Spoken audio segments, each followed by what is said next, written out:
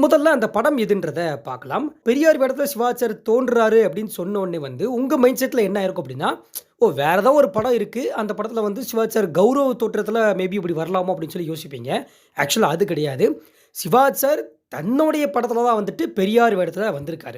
அது எந்த படம் அப்படின்னா, 1960ல பீம்சிங் டைரக்ஷன்ல வெளியான பெற்ற மனம் படத்துல தான். ஆக்சுவலா இந்த படத்துக்கு கதை எழுதியவர் மு. வரதராஜன். ஓகேவா? இந்த படம் என்னதான் முன்னாடி ரிலீஸ் ஆயிருந்தாலும், இந்த படத்துடைய டிவிடி எங்கேயுமே கிடைக்கல.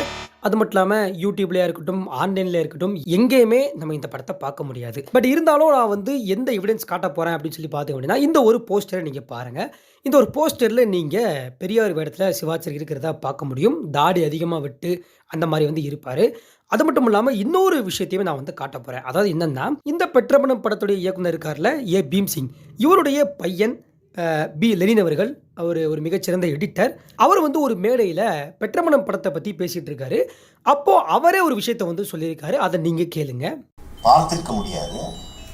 இப்போ அந்த படம் கிடைக்கல. இந்த சொன்னது போல பெற்ற மனம்ன்ற படம் மு. வரதராசனார்.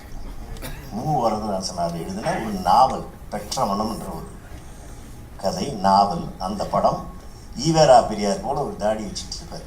சிவாஜிக்கு ஈவேரா பெரியார் நடிக்கணும்னு ரொம்ப ஆசை. ஆனால் அந்த படத்தில் அது போல நடிச்சிருப்பார். ஆனால் அந்த படத்தினுடைய டிவிடியே கூட இல்லை. இப்போ இதில் லெனின் அவர்கள் சொன்ன விஷயத்தை வச்சியும், அதுக்கப்புறம் நம்மளோட ஒரு போஸ்டர் காட்டினேன் பார்த்தீங்கல்ல, அந்த போஸ்டரை வச்சும் தான் சிவாச்சாரி பெரியார் வேடத்தில் தோன்றியிருக்காரு அப்படின்னு சொல்லி நான் சொல்லியிருக்கேன்.